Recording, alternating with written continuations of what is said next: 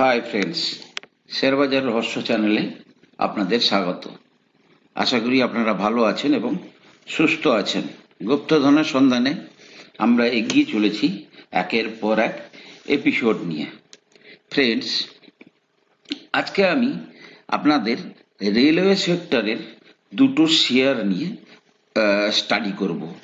শেয়ারগুলো কখন কিনবেন, কোন লেভেলে কিনবেন এবং কেন কিনবেন, এবং এই দুটোকে কেনার লেভেলটা দেখানোর জন্য আমি আর একটা শেয়ারের সঙ্গে তার একটা কম্পারিজন স্টাডি করালে আপনারা কিন্তু বুঝতে পারবেন যে সম্ভাবনাময় কোম্পানি যেগুলোর বিজনেসে মোমেন্টাম তৈরি হচ্ছে সেগুলোকে নিয়ে শেয়ার বাজার কেমনভাবে খেলা করে। তো বেসিক্যালি আমি আইআরসিটিসির যে পাস্ট হিস্ট্রি, সেই হিস্ট্রিটাকে নিয়ে আমি আইআরএফসি এবং ইরকনে এই দুটো শেয়ারের মধ্যে কিন্তু অ্যাপ্লাই করার চেষ্টা করব। কারণ আইআরএফসি এবং ইরকন শেয়ারগুলো গত এক বছরে প্রায় 5-6 গুণ বেড়ে গেছে, এবং সাধারণ ইনভেস্টর যাতে এই লেভেলে না ফাঁসে, যাতে তারা এই লেভেলে শেয়ারগুলো না কেনে, তার জন্য কিন্তু আমার এই প্রয়াস। তো ফ্রেন্ডস, চলুন আগে আমরা চলে যাব আইআরসিটিসির শেয়ারের চার্টে। আইআরসিটিসির চার্টে এই কারণে যাচ্ছি আমি ফ্রেন্ডস, যে আইআরসিটিসিকে না বোঝাতে পারলে আমি কিন্তু আপনাদেরকে আইআরএফসি কিংবা ইরকন সম্বন্ধে বলতে পারবো না। ফ্রেন্ডস দেখুন, প্রথমে বলি, দেখুন এই লেভেলটা, এটা হচ্ছে কবে না 21শে এপ্রিল। শেয়ারটা 306 টাকায় ছিল, এবং যদি দেখেন যে এটা হচ্ছে সরি, হ্যাঁ 21শে এপ্রিল, এবং এটা কবে না 21শে অক্টোবর। ঠিক আছে, তো এই লেভেলটা কত, 300 থেকে কোথায় চলে গেল, 300 থেকে 1200 টাকার উপরে চলে গেল, অর্থাৎ শেয়ারটা প্রায় 4 গুণ হয়ে গেল।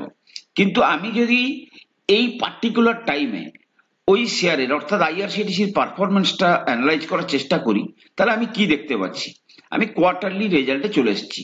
21শে এপ্রিল দেখুন, 21শে এপ্রিলে আমি আপনাদেরকে ব্যালেন্স শিটটা দেখাবো একটু। আচ্ছা, মার্চে দেখুন 339 কোটি টাকার সেলস হয়েছে, ঠিক আছে, 104 কোটির প্রফিট। জুন 21-এ 243 কোটি টাকার সেল, 83 কোটি টাকার প্রফিট, ঠিক আছে। সেপ্টেম্বরে 405 কোটি টাকার সেলস, 159 কোটি টাকার প্রফিট, এবং ডিসেম্বরে 540 কোটি টাকার সেলস এবং 209 কোটি টাকার প্রফিট।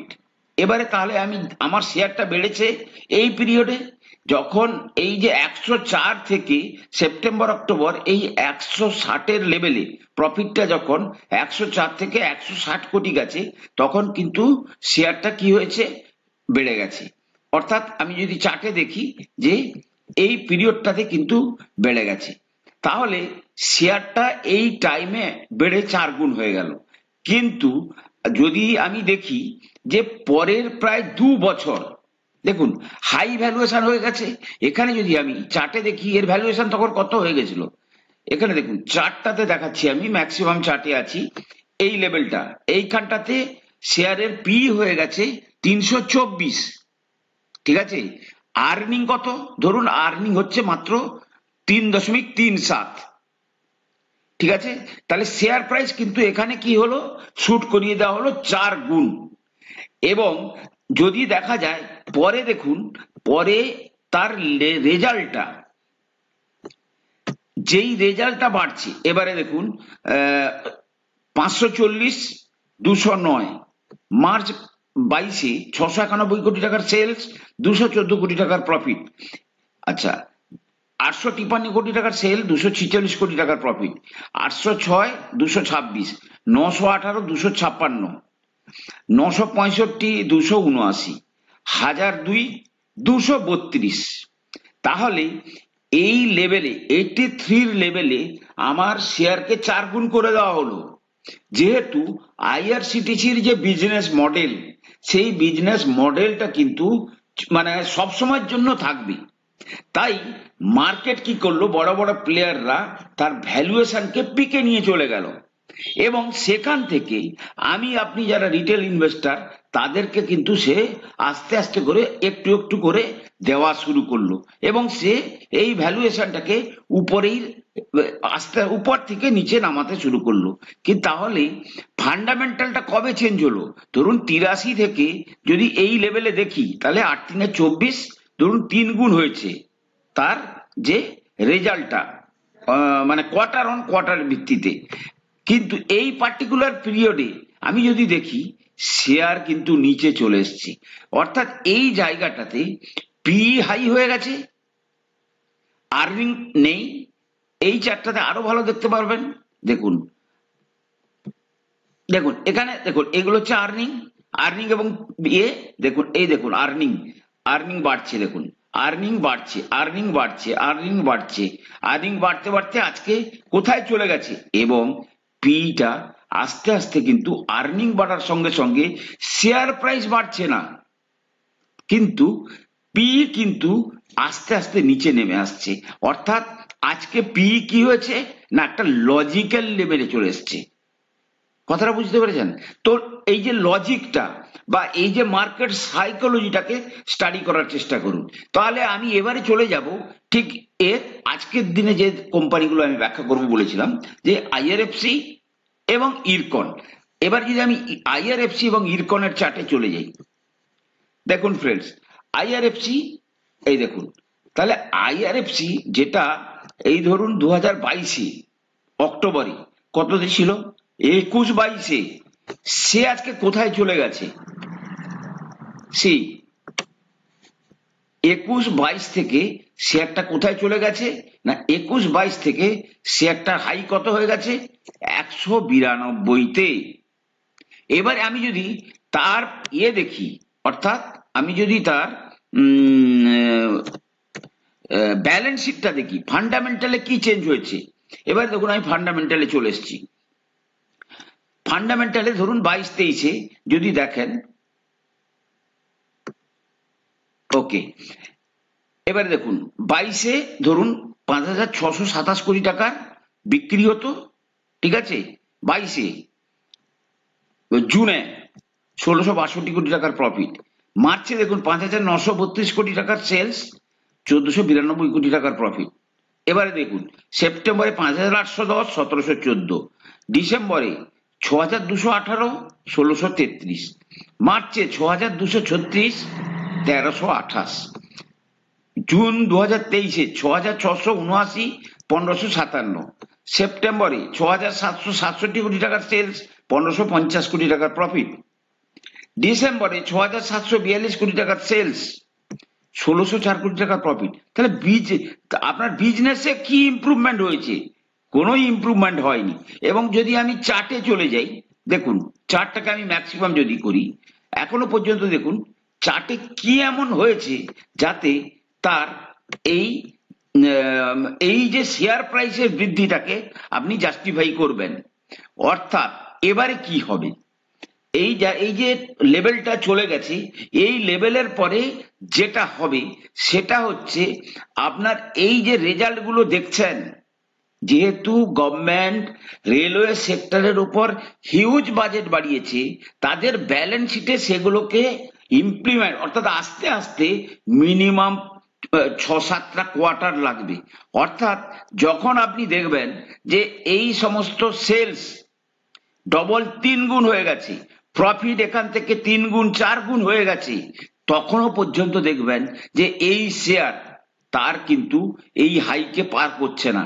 অর্থাৎ যেভাবে আমি বলেছি, দেখুন আইআরসিটিসির যে উদাহরণটা আমি আপনাদের দিয়েছিলাম, ঠিক একইভাবে একটা কিন্তু প্যাটার্ন তৈরি হবে। অর্থাৎ দীর্ঘদিন ধরে প্রায় 1.5 বছর ধরে কিন্তু শেয়ারটা দেখুন কিভাবে আবার বেস বানালো এবং ততদিনে শেয়ারটার কিন্তু রেজাল্ট ও বেটার হতে শুরু করলো। অর্থাৎ সেলসও বেড়েছে 3 গুণ, প্রফিটও বেড়েছে 3 গুণ, ঠিক আছে। তাহলে এক্ষেত্রে যদি আপনারা কিনতে চান শেয়ারটাকে, তাহলে কিন্তু আপনারা কিন্তু মিনিমাম এই সমস্ত লেভেল 125 থেকে আপনি কেনা শুরু করবেন অল্প অল্প করে, এবং প্রায় 85 পর্যন্ত শেয়ারের প্রাইস নেমে আসতে পারে। অর্থাৎ আপনি যখন কিনছেন তখন কিন্তু এটা ভেবে কিনবেন যে শেয়ার আমার আরো নিচে যেতে পারে। এবারে বলি, যেহেতু বাজেট হিউজ বেড়ে গেছে, দেখুন কোনো জিনিসের তো কোনো সুনিশ্চিত কোনো প্রেডিক্ট করা যায় না। বিজনেস কিভাবে ডেভেলপ করবে সেটা কিন্তু ভবিষ্যতই বলবে, কিন্তু বর্তমান যে প্রেজেন্ট যে হিস্ট্রি আছে তার উপর ভিত্তি করে যেটা অনুমান করা যায় যে মিনিমাম 5-6টা কোয়ার্টার এই শেয়ারগুলো কিন্তু ওই যেভাবে আইআরসিটিসির একটা প্যাটার্ন তৈরি করেছে সেইভাবে করবে। সুতরাং হুড়মুড়িয়ে আপনারা কিন্তু আইআরএফসি কিংবা এর পরের শেয়ারটা আমি দেখাবো, দেখুন ইরকন, ঠিক আছে, ইরকন শেয়ারটাও একই, কিন্তু আমি যদি দেখি ইরকনের ব্যালেন্স শিটে কি পরিবর্তন এসছে, যে আজকে আমার শেয়ার যে 4 গুণ 5 গুণ হয়ে গেছে, আমার তাতে কি ইমপ্রুভমেন্ট এসছে।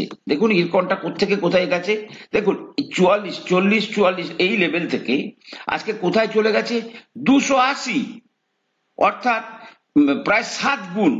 কিন্তু আমি যদি দেখি কবে ছিল এটা, এই লেভেলটা ছিল 22 অক্টোবরে। আমি যদি 22 অক্টোবরের ব্যালেন্স শিট দেখি, 22 অক্টোবরের ব্যালেন্স শিট দেখুন, জুন সেপ্টেম্বরে দেখুন, তাহলে কত টাকা সেলস হতো, 2239 কোটি টাকা, প্রফিট 174 কোটি টাকার, 2300 190, 3700 একটু সেলস বেড়েছে 256, 2700 187, 2900 251, 2800 245, অর্থাৎ তেমন আমূল তো কোনো পরিবর্তন হয়নি।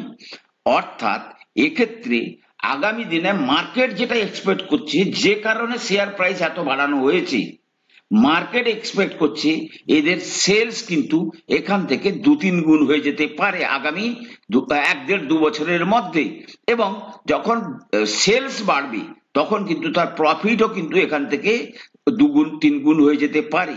অর্থাৎ মার্কেট সেই ভবিষ্যৎটাকে আগে ভাগে কিন্তু এখানটাতে অ্যান্টিসিপেট করে দিচ্ছে, শেয়ার প্রাইস বাড়িয়ে দিচ্ছে, যাতে ধীরে ধীরে রিটেল ইনভেস্টররা ওই উপরের লেভেলে ফেসে যাবে এবং তারা কিন্তু ধীরে ধীরে এক্সিট করবে। তো সেক্ষেত্রে আমি যদি বলি আমার যেটা এই শেয়ারটার ক্ষেত্রেও আপনারা দেখুন কিছু কিছু মানে নর্মাল লজিক আছে যে শেয়ার কতদূর কারেক্ট হতে পারে। যদি আমি এই লেভেলটাকে দেখি, এই লেভেলটা থেকে যদি দেখা যায়, তাহলে দেখুন মানে এখানে থিওরি বলছে যে 159 131 লেভেলে আপনার পর্যন্ত মার্কেট কিন্তু নেমে যেতে পারে, না হোক আপনি কিন্তু 180-90 নিচে এই শেয়ারগুলোতে কিন্তু আপনারা টাচ করবেন না, এবং যদি 180-তে কেনেনও একটা দুটো কিনবেন, নিচে এলে আবার কিনবেন। বিজনেসের ভবিষ্যৎ কিন্তু খুব ভালো। অর্থাৎ যে এবার এই শেয়ারগুলো কিভাবে মুভ করবে, ধরুন আজকে আইআরসিটিসির কথা বলছি, ধরুন এতদিন ধরে তার হয়ে গেছে 300 থেকে ধরুন সে 1200 চলে গেছিল, এবারে দেখা যাবে আগামী কয়েক বছরের মধ্যে এ আবার এই 1200 কেন 2400 চলে যাবে, আবার 2400 থেকে 1800 আসবে। অর্থাৎ আপনি যদি 2030-এর দিকে দেখেন তাহলে দেখবেন এই শেয়ারের দাম হয়ে গেছে 4000 টাকা। অর্থাৎ আপনি তাহলে 2000 সালে যদি 300 টাকাতে কেনেন এবং সেটা যদি 30-এ 4000 হয়ে যায়, তাহলে আপনি বুঝতে পেরেছেন আপনার ক্যাপিটাল কিভাবে অ্যাপ্রিসিয়েট করছে। তেমনি ভাবে আজকে যদি আপনি আইআরএফসি কিনছেন, ঠিক আছে, তাহলে আপনি ভেবে রাখুন যে এরপরে আপনি যেখানে বেরোতে পারবেন 2030-এর দিকে, তখন হয়তো সেখানে দেখা যাবে দাম হয়ে গেছে 400-500, বা ইরকন যদি আপনি 170-80-তে কেনেন তাহলে আপনি দেখবেন যেখানে বিক্রি করছেন সেটা হয়ে যাবে ধরুন 600-700। আরো যে যত ওয়েট করবে সে তত ভালো রিটার্ন পাবে, প্লাস এই শেয়ারগুলো কিন্তু ভালো ডিভিডেন্ড দেয়। তাহলে ভালো ডিভিডেন্ড দেয়, বিজনেস প্রসপেক্ট কিন্তু খুবই ভালো। এই কথাগুলো মাথায় রেখে এবং লেভেলগুলো যেগুলো আমি বললাম সেগুলো মাথায় রেখে এই শেয়ারগুলোতে আপনারা কিন্তু ইনভেস্টমেন্টের প্ল্যান করতে পারেন। ভালো থাকুন, সুস্থ থাকুন, চ্যানেলটাকে সাবস্ক্রাইব করুন, বন্ধু বান্ধবদের মধ্যে চ্যানেলটাকে শেয়ার করুন। কথা হবে পরের এপিসোডে।